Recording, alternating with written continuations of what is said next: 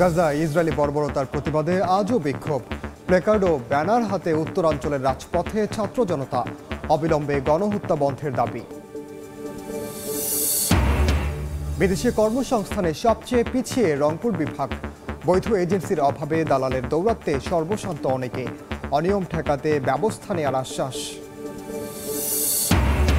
জট বাড়ছে রংপুর নারী ও শিশু নির্যাতন দমন ট্রাইব্যুনালে, বিচারাধীন ১৫০০ ধর্ষণ মামলা, ৯০ দিনের মধ্যে নিষ্পত্তি করতে নতুন আইন পাশের তাগিদ। এবং ঠাকুরগাঁওয়ে জনপ্রিয় হচ্ছে সৌর বিদ্যুতের সেচ পাম্প, কম খরচে উৎপাদন বাড়ায় খুশি চাষি, আগ্রহ বাড়াতে প্রচারণা চালাচ্ছে কৃষি বিভাগ।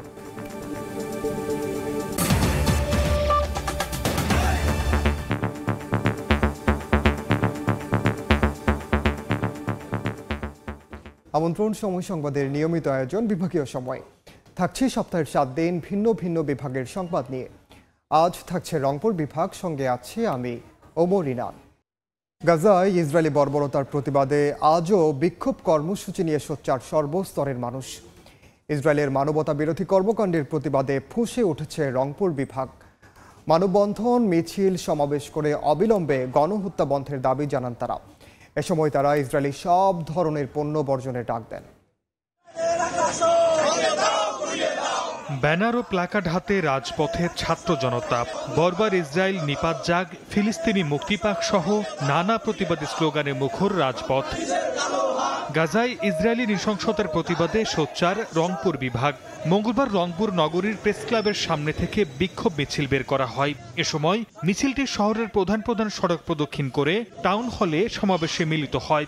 এতে গাজায় ইসরায়েলি বাহিনীর বর্বরোচিত গণহত্যার প্রতিবাদ জানিয়ে দ্রুত যুদ্ধ বন্ধের দাবি জানানো হয়। ফিলিস্তিনের শিশু থেকে বৃদ্ধ পর্যন্ত আজকে হাত পা উড়ে যাচ্ছে, আজকে রক্তাক্ত জখম অবস্থায় তারা শহীদ হয়েছে বন্ধুরা আমার। কিন্তু তার আশপাশে বিশ্ব মুসলিম দেশগুলো যেন জাগ্রত হচ্ছে না। বাংলাদেশের সকল মা বোনদেরকে এবং ভাইদেরকে জানাই, আপনারা ঘরে বসে নামাজে বসে সেজদায় পড়ে আল্লাহর কাছে দোয়া করেন যাতে ফিলিস্তিনের মুসলমানদের ভাইদের এবং শিশুদের আল্লাহ তাআলা যাতে এই ইসরায়েলদের দানবদের হাত থেকে সহায়তা করে। এদিকে দিনাজপুরের হিলিতে গাজায় ইসরায়েলি হামলার প্রতিবাদে বিক্ষোভ মিছিল ও সমাবেশ হয়েছে। এ সময় বক্তারা অবিলম্বে গাজায় হামলা বন্ধ সহ ইসরায়েলি পণ্য বয়কটের দাবি জানান। আমরা এই হত্যাযজ্ঞের তীব্র নিন্দা এবং প্রতিবাদ জানাচ্ছি। এছাড়া কুড়িগ্রাম, ঠাকুরগাঁও, গাইবান্ধা, লালমনিরহাট ও পঞ্চগড়ে বিক্ষোভ সমাবেশে বক্তারা ফিলিস্তিনের সমর্থনে বিশ্বের মুসলিম দেশগুলোকে ঐক্যবদ্ধ হওয়ার আহ্বান জানান। সর্দার মোহাম্মদ আরিফ, সময় সংবাদ। বিদেশে কর্মসংস্থানের ক্ষেত্রে সবচেয়ে পিছিয়ে রংপুর বিভাগ।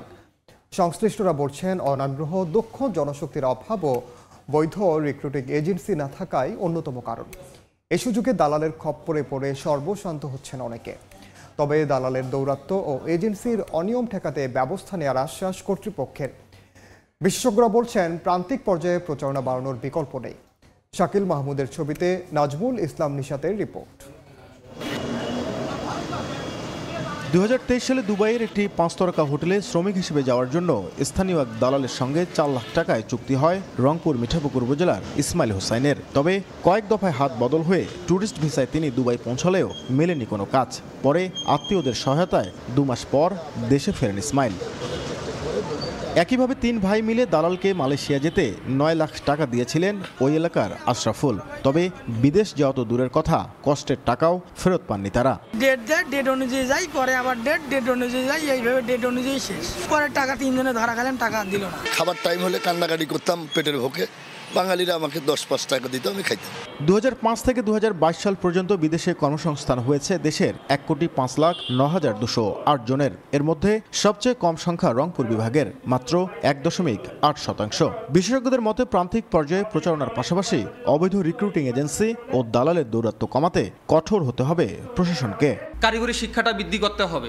প্রপার রিক্রুটিং এজেন্সির মাধ্যমে আমাদেরকে লোকজনকে পাঠাতে হবে, যেন আমাদের লোকজন প্রতারিত না হয়। সরকারিভাবে নজরদারি রাখতে হবে। তবে দালালের দৌরাত্ম্য এজেন্সির অনিয়ম ঠেকাতে ব্যবস্থা নেওয়ার আশ্বাস কর্মসংস্থান ও জনশক্তি কর্তৃপক্ষের। সরকার যে কোনো মুহূর্তে যদি দুর্নীতি করে বা বেশি টাকা নেয় বা টাকা প্রতারণা করে, তাকে যেন আইনের আওতায় নিয়ে আসা যায়। এই কারণে সরকার অলরেডি উদ্যোগ নিয়েছে, এটা খুব তাড়াতাড়ি বাস্তবায়ন হবে।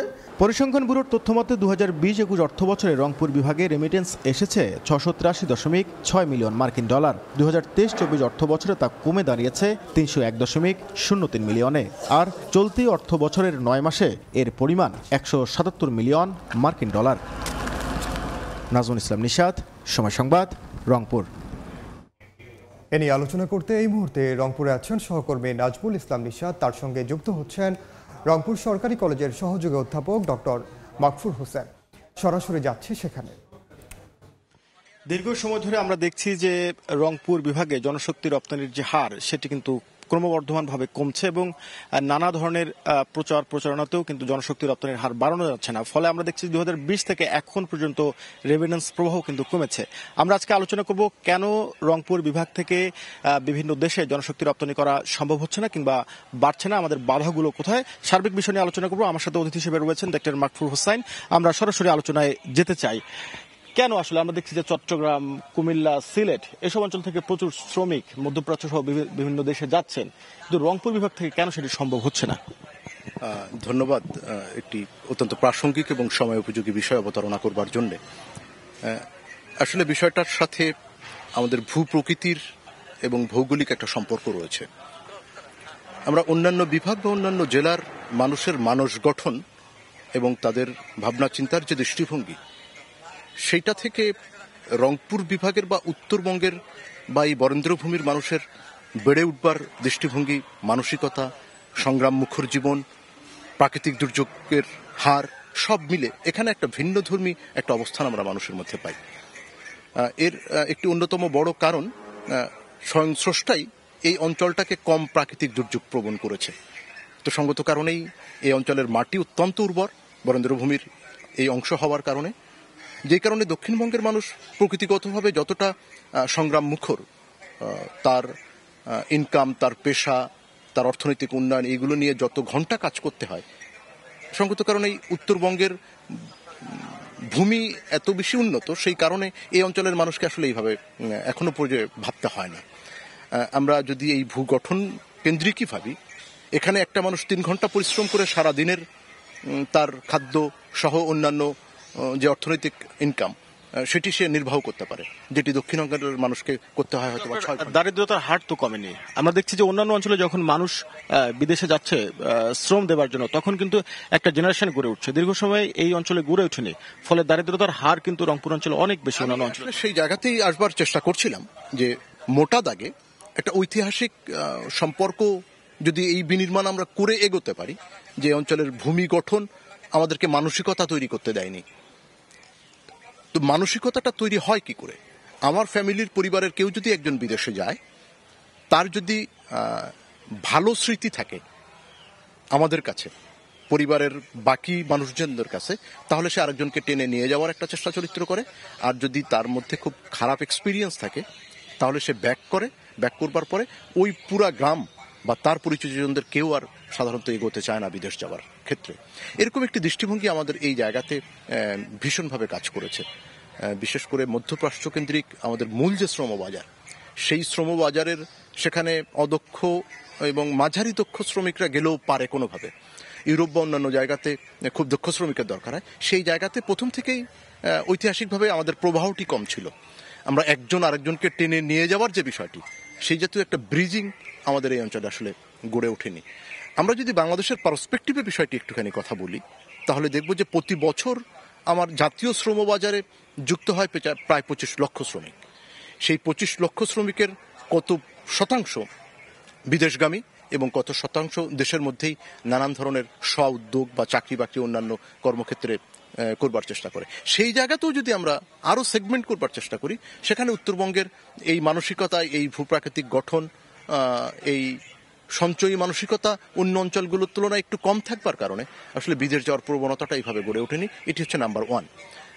দ্বিতীয় যে অত্যন্ত একটি গুরুত্বপূর্ণ কারণ, সেটি হচ্ছে যদি আমি বাংলাদেশের অন্য জায়গাগুলোর সাথে কল্পনা করি, কুমিল্লা, নোয়াখালী, চট্টগ্রাম, সিলেট, হবিগঞ্জ, মৌলভীবাজার, যেগুলো ঐতিহাসিকভাবেই বিদেশগামিতা বেশি তাদের নানান কারণে, তো সেই জায়গাতে আমরা দেখব তারা কি বিদেশে যাচ্ছে শুধুমাত্র তাদের আত্মীয়স্বজনের কারণেই নিয়ে যাচ্ছে তাই যাচ্ছে? বিষয়টা কি তাই? না, এই জায়গাতে দক্ষতার একটি অন্যতম বড় বিষয় রয়েছে। আমার উত্তর অঞ্চলের মানুষ, তাদেরকে দক্ষ করে গড়ে তুলবার জাতীয় পলিসিতে এরকম করে আলাদা করে কোনো সেগমেন্ট বা জায়গা তৈরি করা হয়নি। সুনির্দিষ্ট পরিকল্পনার একটি অভাব ছিল। উত্তরবঙ্গ কেন্দ্রিক এই পিছিয়ে পড়া বা দরিদ্র জনগোষ্ঠীকে মেইন স্ট্রিমে এগিয়ে নেবার যে একটা প্রবণতা, সেটি কিন্তু এরকম করে তৈরি হয়নি। আমি যদি একটা পরিসাংখ্যিক উদাহরণ দিই আপনাকে, সেটি হচ্ছে যে এখনকার সরকার নতুন যে প্রজেক্টটা নিয়েছে সেটি হচ্ছে যে skill for industry competitiveness and innovation programme, সংক্ষেপে যেটিকে আমরা বলছি SICIP। এই প্রকল্পটি 29 সাল পর্যন্ত মেয়াদ, এবং আমরা দেখলাম এই প্রকল্পে 2,66,675 জন শ্রমিককে বিদেশে পাঠানোর প্রাথমিক প্রাক্কলন সরকার করেছে। এর বাইরে 70,000 জনগোষ্ঠীকে তারা প্রশিক্ষিত করে গড়ে তুলবে পাইপলাইনে রাখবার জন্য। এখানে প্রায় $375 মিলিয়ন ব্যয় হবে। এই 29 সালের এই প্রায় 3.5 লক্ষ লোকের প্রশিক্ষণ এবং বিদেশগামিতার এই জায়গাতে আমার উত্তরবঙ্গের 8টি জেলা তাদের জনসংখ্যার রেশিওগত হিসেবে কি তারা তাদের ন্যায্য হিস্সাটি পেয়েছে? আমার মনে হয় এই জায়গাতে যদি আমরা আরও বেশি কাজ করি তাহলে বুঝতে পারবো যে না, উত্তরবঙ্গ তার জনসংখ্যার ন্যায্য রেশিওতে এই সংখ্যাটির মধ্যে হয়তো খুব সামান্য একটা পার্সেন্টেজ পেয়েছে। এটি যদি আপনি যেটা বলছেন রেশিওর যে ব্যাপারটা কিংবা বৈষম্যের যে ব্যাপারটা, এই জায়গায় আসলে কি ধরনের উদ্যোগ নেওয়া যেতে পারে? ধরেন অন্যান্য অঞ্চলের সাথে উত্তরাঞ্চলের মানুষজন যাতে শ্রমবাজারে যুক্ত হতে পারে, বৈদেশিক শ্রমবাজারে। আমার একেবারে সুনির্দিষ্ট যে আমার ভাবনা এই জায়গাতে কাজ করে, সরকারের সীমাবদ্ধতা তো রয়েছেই, কিন্তু এখন তো অনেক দিন থেকেই দেশে প্রাইভেট সেক্টর এন্টারপ্রেনারশিপ এইগুলো দিনকে দিন অনেক বেশি উন্নত হচ্ছে, পরিবেশগুলো গড়ে উঠছে। বিদেশ পাঠানোর জন্য প্রশিক্ষিত দক্ষ কর্মী জনগোষ্ঠী গড়ে তুলবার জন্য প্রাইভেট সেক্টরে কে এগিয়ে আসতে হবে, এবং সরকারি প্রণোদনার মাধ্যমেই প্রাইভেট সেক্টরকে এই জায়গাতে অ্যাকোমোডেট করতে হবে, যেন এই সুনির্দিষ্ট দক্ষতা অর্জন করলে তাদেরকে বিদেশ যাওয়ার এই জায়গাগুলোতে আমরা আনতে পারি। এটি হচ্ছে একটি বিবেচনা হতে পারে যে আমাদের এই অঞ্চলের শিল্পোদ্যোক্তারা তারা এই জায়গাতে ইনভেস্টমেন্টই করবেন। এই জায়গাতে ইনভেস্টমেন্ট করলে এখান থেকে সুনির্দিষ্ট জনগোষ্ঠীকে বের করে নিয়ে আসা যাবে বছরান্তে, যে এই 8টা ডিস্ট্রিক্ট থেকে আমি এত সংখ্যক মানুষকে আমার এই শ্রমের বাজারে পাঠাবো, এই শ্রমের বিপরীতে। এটি একটা বিবেচনা হতে পারে। আরেকটি বিবেচনা হতে পারে যে বিশ্বব্যাপী শ্রমের যে বাজার, সেই বাজার কিন্তু অন্যান্য দেশেরও আমাদের বৃহত্তর কম্পিটিটর রয়েছে। আমরা মালয়েশিয়ার কথা যদি চিন্তা করি, এই মুহূর্তে মালয়েশিয়ার শ্রমবাজারটি বন্ধ। সবচেয়ে বেশি শ্রমবাজার ছিল আমাদের মালয়েশিয়াতে, মিডল ইস্টের পরপরই। সেখানে আমরা কি দেখলাম? সেখানে দেখলাম যে বাকি বলছেন যে মুদ্রা কথা যে দক্ষ জনশক্তি গড়ে তুলতে হবে অন্যান্য অঞ্চলের জন্য, সে কারণে আমরা পিছিয়ে পড়ছি। আমরা ধন্যবাদ আপনাকে আলোচনা যুক্ত হওয়ার জন্য। আমরা আলোচনা করছিলাম যে কেন রংপুর বিভাগ বৈদেশিক শ্রমশক্তিতে পিছিয়ে রয়েছে এবং কি কি ধরনের উদ্যোগ নিলে সেই জায়গাগুলো উত্তরণ সম্ভব। আমার সাথে অতিথি হিসেবে ছিলেন ডক্টর মাকফুর হোসাইন। সবকিছু মিলে এই ছিল আজকের আলোচনায় আমার কাছে। সরাসরি যুক্ত ছিলাম রংপুরে। ফরেন সার্ভিস একাডেমিতে কথা বলছেন প্রধান উপদেষ্টার হাই রিপ্রেজেন্টেটিভ খলিলুর রহমান। সরাসরি যাচ্ছে সেখানে। নানান রকম হঠাৎ করে অকস্মাৎ কিছু কিছু সমস্যার উদ্ভব হয়ে যায়, এবং এটা আমাদের ভালো কাজগুলো ডিরেল করার একটা প্রচেষ্টা হিসেবে আমাদের এখন ধারণা হচ্ছে, কারণ এটা একটা প্যাটার্ন দাঁড়িয়ে গেছে। গাজাতে ইসরায়েলের কর্মকাণ্ডের সারা বিশ্ববিবেক ক্ষুব্ধ, এবং বাংলাদেশে তার প্রতিক্রিয়া খুব স্বাভাবিক। কিন্তু আমার কাছে সবচাইতে বেদনাদায়ক যেটা মনে হয় যে আমাদের ঘাড়ের উপর একটা গাজা বসে আছে, রোহিঙ্গা, তার সেইটা নিয়ে কারো মিটিং মিছিল নাই, সেইটা নিয়ে আলাপ আলোচনা নাই, আছে হচ্ছে এগুলো নিয়ে রাস্তায় নামা, লুটপাট করা। এগুলো বন্ধ করতে হবে। আমার সমস্যা আমাকে আগে সমাধান করতে হবে। হ্যাঁ, পৃথিবীর সকল নির্যাতিত মানুষের পাশে বাংলাদেশের মানুষ। আমরা যে প্রক্রিয়াতে গেছি, আমাদের স্বাধীনতা সংগ্রামের সময় সারা বিশ্বে নির্যাতিত নিপীড়িত মানুষ আমাদের পাশে দাঁড়িয়েছিলেন। এটা আমাদের ঐতিহাসিক দায়। এই দায় আমাদের সবসময় মেটাতে হবে। কিন্তু আমার ঘাড়ের উপর তো একটা সমস্যা বসে আছে, নাকি রোহিঙ্গার একটু কম মুসলমান আর অন্যরা একটু বেশি মুসলমান। আমার কিন্তু খুব লজ্জা লাগে যখন বাইরে আমাকে জিজ্ঞেস করে, তোমার দেশে তো রোহিঙ্গা নিয়ে কথাবার্তা নেই, তোমরা অন্য বিষয় নিয়ে কথা বলো। ভাই, আমার প্রায়োরিটি তো আমাকে বুঝতে হবে। আমি সবাইকে আহ্বান করব যে দেখুন, বাইরের কথা আলাপ নিশ্চয়ই করবেন, কিন্তু ঘরের সমস্যা এইটা নিয়ে প্রথম দাঁড়িয়ে যাবেন, তা নাহলে পরে আমরা দেশের স্বার্থ রাখতে পারবো না। সরাসরি যুক্ত ছিলাম রাজধানীর ফরেন সার্ভিস একাডেমিতে। বিভাগীয় সময়ে আরও থাকছে, মাত্র একজন চিকিৎসক দিয়ে চলছে বোচাগঞ্জ উপজেলা স্বাস্থ্য কমপ্লেক্স। নার্স ও মেডিকেল অ্যাসিস্ট্যান্টরাও দেখছেন রোগী। মন্ত্রণালয়ে জানিয়েও মেলেনি সমাধান।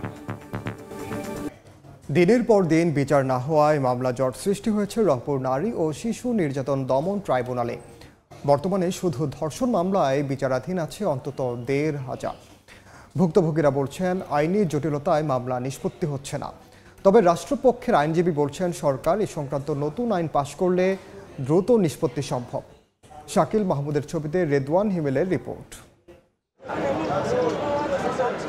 ২০১০ সালে ধর্ষণের শিকার হন রংপুরের একটি বেসরকারি হাসপাতালের সেবিকা।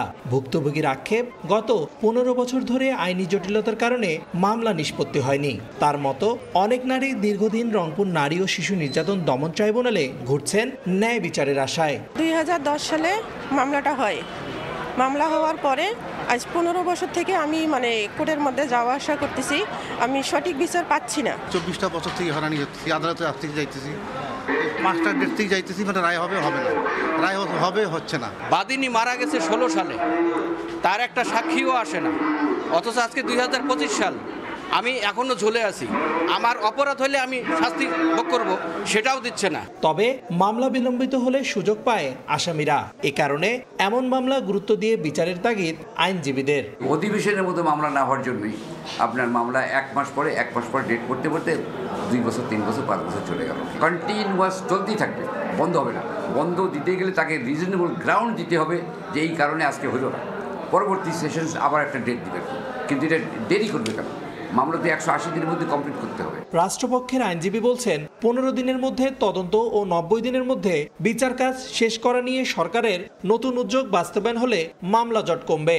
নারী শিশু নির্যাতন মোকদ্দমা যে কোনো মামলার নিষ্পত্তির সময়সীমা একটা দেওয়া আছে যে 180 দিনের মধ্যে নিষ্পত্তি করতে হবে, কিন্তু ওই আদেশটা ম্যান্ডেটারি না, ওটা একটা ডাইরেক্টরি অর্ডার। এইটা যেন ম্যান্ডেটারি আকারে আইনটা করেন। এইটা হলে হবে কি, ন্যায় বিচার পাবে এবং মোকদ্দমাগুলো কুইক ডিসপোজাল হবে, তাড়াতাড়ি নিষ্পত্তি হবে। রংপুরের 3টি নারী ও শিশু নির্যাতন দমন ট্রাইব্যুনালে অন্তত ৬,৫০০ মামলা বিচারাধীন। এর মধ্যে ধর্ষণ মামলা রয়েছে ১৫০০। রেদওয়ান হিমেল, সময় সংবাদ, রংপুর। সংস্কার ও রক্ষণাবেক্ষণের অভাবে নীলফামারীর সৈয়দপুরে ৮ বছর আগে লাগানো 60টি সিসিটিভি ক্যামেরা নষ্ট হয়ে গেছে। এতে এলাকায় বেড়েছে নানা অপরাধমূলক কর্মকাণ্ড। শহরের গুরুত্বপূর্ণ পয়েন্টগুলোতে আবারও সিসিটিভি স্থাপনের দাবি পৌরবাসীর। মোহাম্মদ সোহেলের ক্যামেরায় শাকির হোসেন বাদলের রিপোর্ট। নীলফামারীর সৈয়দপুরের ব্যস্ততম সড়কের সিসিটিভি লাগানো খুঁটিগুলোতে এখন শুধুই তারের জঞ্জাল। যেখানে সিসিটিভির অস্তিত্ব আছে সেগুলোও নষ্ট। পৌর এলাকার আইন শৃঙ্খলা নিয়ন্ত্রণে ২০১৭ সালে বিভিন্ন গুরুত্বপূর্ণ সড়কে ৬০টি সিসিটিভি ক্যামেরা স্থাপন করা হয়। প্রথম দিকে এগুলো ব্যবহারে অপরাধ প্রবণতা অনেকটা কমে আসে, কিন্তু কিছুদিনের মধ্যেই একে একে নষ্ট হয়ে যায় প্রায় সব ক্যামেরা। এতে আবার মাথা চাড়া দিয়ে ওঠে অপরাধীরা। ৫ই আগস্টের পর থেকে চুরি ডাকাতি বাড়ে গেছে, তো আমরা খোঁজ দিয়ে দেখলাম যে সিসি ক্যামেরা ম্যাক্সিমাম নষ্ট হয়ে গেছে। চুরি, তারপরে আপনার সিসকে চুরি, এগুলো খুব বৃদ্ধি পেয়েছিল। যখন সিসি ক্যামেরা ছিল তখন অথবা চোর ছিনতাইকারী এটা একটু ভয় ছিল যে প্রশাসন দেখতেছে। বর্তমান সৈয়দপুরের ওসি স্যারের সঙ্গে আমরা আলাপ আলোচনা করেছি যে আমাদের সৈয়দপুর শহরের নিরাপত্তার জন্য এই সিসি ক্যামেরা আওতাটা খুব জরুরি।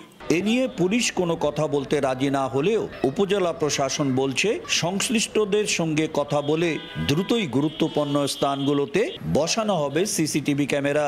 ক্যামেরাগুলো বিভিন্নভাবে নষ্ট হয়ে গিয়েছে, পুনরায় যেন সেগুলো ইনস্টল করা হয়। সেক্ষেত্রে আমরা পৌরসভা, উপজেলা পরিষদ এবং আমাদের যে পুলিশ আছে সবাই মিলে একসাথে এবং ব্যবসায়ীরা মিলে আমরা অচিরেই এই শহরের নিরাপত্তার স্বার্থে, ব্যবসায়ীদের নিরাপত্তার স্বার্থে আবারও ক্যামেরাগুলো প্রতিস্থাপন করব।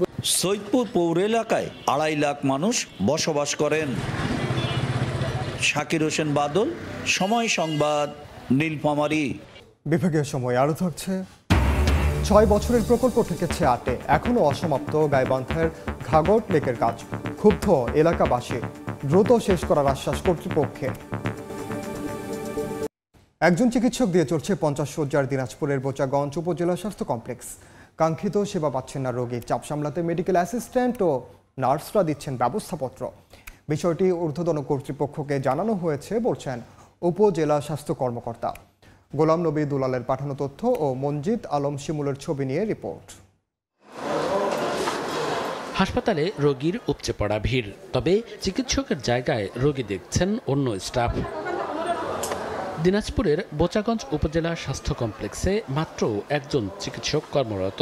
তিনি আবার একই সঙ্গে উপজেলা স্বাস্থ্য ও পরিবার পরিকল্পনা কর্মকর্তা।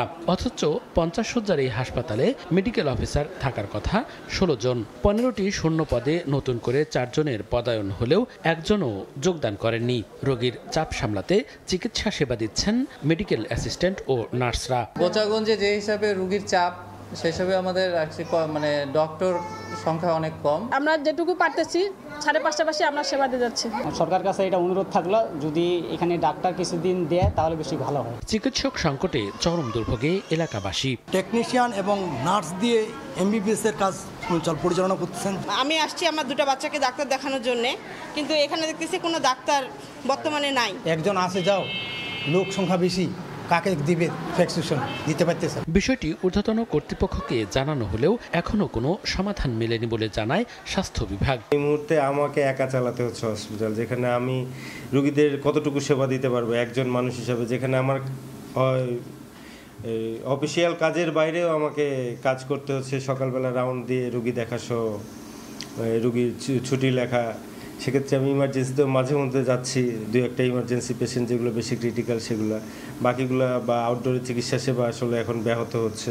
কর্তৃপক্ষের তথ্য মতে বোচাগঞ্জ উপজেলা স্বাস্থ্য কমপ্লেক্সে দৈনিক 3 থেকে 400 রোগী স্বাস্থ্যসেবা নেন। সময় সংবাদ, দিনাজপুর। 6 বছরের প্রকল্পের কাজ শেষ হয়নি 8 বছরেও এখনও অসমাপ্ত গাইবান্ধা শহরের ঘাঘট লেক বাস্তবায়নের কাজ। সময়সীমা ও বরাদ্দ বাড়িয়েও সম্পূর্ণ কাজ না হওয়ায় ক্ষুব্ধ পৌরবাসী। নতুন প্রকল্প গ্রহণ করে বাকি কাজ শেষ করার আশ্বাস সংশ্লিষ্ট কর্মকর্তার। বিপ্লব ইসলামের রিপোর্ট। একসময় গাইবান্ধা শহরের ভিতর দিয়েছিল ঘাঘট নদীর মূল স্রোতধারা। কালের বিবর্তনে নদীটি দিক পরিবর্তন করলে পানি প্রবাহ প্রায় বন্ধ হয়ে যায় পুরাতন ঘাঘটে। মরা নদীকে লেকে রূপান্তর করে এর উন্নয়নে 2017 সালে প্রকল্প হাতে নেয় সরকার। বর্তমানে শহরের বিভিন্ন এলাকার আবর্জনা ফেলা হচ্ছে ঘাঘট লেকে, পাশাপাশি তলদেশ ভরাট হওয়া ও কচুরিপানায় ভরে যাওয়ায় পানি ব্যবহার অনুপযোগী হয়ে পড়েছে। প্রকল্পে 3 কিলোমিটার দীর্ঘ লেকের 2 পারে ওয়াকওয়ে, 2টি সেতু, বসার বেঞ্চ, 4টি ঘাট, পার্ক, 6 কিলোমিটার এলাকা জুড়ে বৃক্ষরোপণ এবং আলোকসজ্জার কথা ছিল। কয়েক দফা কাজ বন্ধ হওয়ায় মেয়াদ বাড়ানোর পরেও সম্পূর্ণ কাজ শেষ হয়নি। এতে ক্ষুব্ধ শহরবাসী।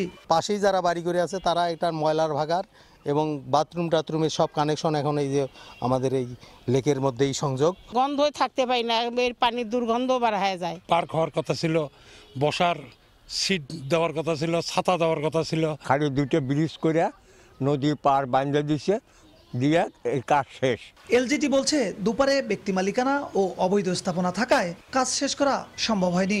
নতুন প্রকল্প গ্রহণ করে বাকি কাজ শেষ করার আশ্বাস সংশ্লিষ্ট কর্মকর্তার। জেলা প্রশাসক মহোদয় নতুন করে একটা প্রকল্প প্রস্তাবনা তৈরি করতেছেন। যদি এটা সম্ভব হয় তাহলে হয়তো পূর্ণাঙ্গ রূপে ঘাঘট হবে।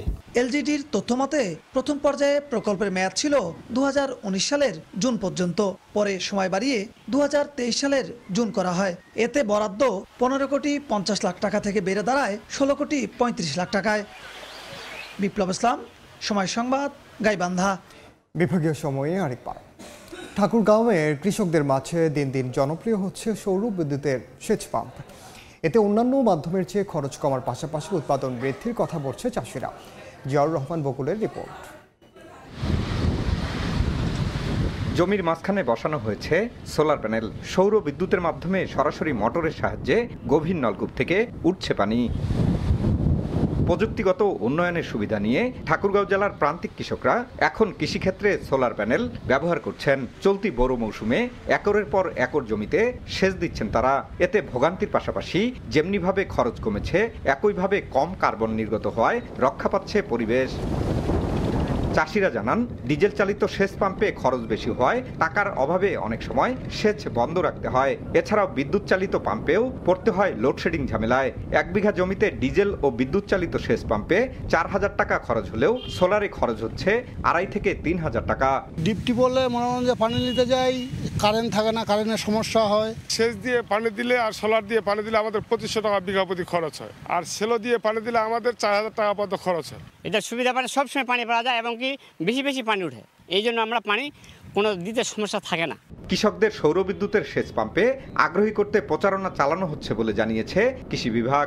এই সোলার সিস্টেমে যে মেশিনগুলো চলতেছে, আপনার শ্যালো টিউবওয়েল হোক, এলএলপি হোক, এই মেশিনগুলোতে বিদ্যুৎ বা ডিজেলের তুলনায় খরচ প্রায় অর্ধেক হয়ে যাচ্ছে, যার কারণে উৎপাদন বৃদ্ধি হচ্ছে। এতে লাভ হচ্ছে যে কৃষকের ফলনও বাড়তেছে, খরচও কমতেছে, কৃষক দুই দিক দিয়ে লাভবান হচ্ছে। কৃষি বিভাগের তথ্য বলছে চলতি মৌসুমে জেলায় 62,250 হেক্টর জমিতে বোরো ধান আবাদের লক্ষ্যমাত্রা নির্ধারণ করা হয়েছে। আর বর্তমানে 284টি সোলার প্যানেল পাম্পের মাধ্যমে 995 হেক্টর জমিতে সেচ সুবিধা পাচ্ছেন কৃষকরা। জিয়াউর রহমান বকুল, সময় সংবাদ, ঠাকুরগাঁও। দিনাজপুরের হাকিমপুর উপজেলায় ফ্যামিলি কার্ডের মাধ্যমে ভর্তুকি মূল্যে টিসিবির পণ্য বিক্রয় কার্যক্রম শুরু হয়েছে। সকাল 11:30টায় হিলি খাদ্য গুদাম চত্বরে এই কার্যক্রমের উদ্বোধন করা হয়। 540 টাকার প্যাকেজে প্রত্যেক কার্ডধারী পাচ্ছেন 30 টাকা কেজি দরে 5 কেজি চাল, 60 টাকা কেজি দরে 2 কেজি মসুর ডাল, 100 টাকা দরে 2 লিটার সয়াবিন তেল এবং 70 টাকা দরে 1 কেজি চিনি। কর্তৃপক্ষ জানায় উপজেলায় উপকারভোগী আছেন 7,038 জন। বিভাগীয় সময়ের শীর্ষ সংবাদগুলো জানিয়ে দিচ্ছে আরেকবার। গাজায় ইসরায়েলি বর্বরতার প্রতিবাদে আজও বিক্ষোভ, প্ল্যাকার্ড ও ব্যানার হাতে উত্তরাঞ্চলের রাজপথে ছাত্র জনতা। অবিলম্বে গণহত্যা বন্ধের দাবি। বিদেশি কর্মসংস্থানে সবচেয়ে পিছিয়ে রংপুর বিভাগ। বৈধ এজেন্সির অভাবে দালালের দৌরাত্মে সর্বশান্ত অনেকে। অনিয়ম ঠেকাতে ব্যবস্থা নেওয়ার আশ্বাস। এবং জট বাড়ছে রংপুর নারী ও শিশু নির্যাতন দমন ট্রাইব্যুনালে। বিচারাধীন 1,500 ধর্ষণ মামলা 90 দিনের মধ্যে নিষ্পত্তি করতে নতুন আইন পাশের তাগিদ। এই ছিল বিভাগীয় সময়ে। আগামীকাল থাকবো রাজশাহী বিভাগের আয়োজন নিয়ে। সঙ্গে থাকুন সময়ে।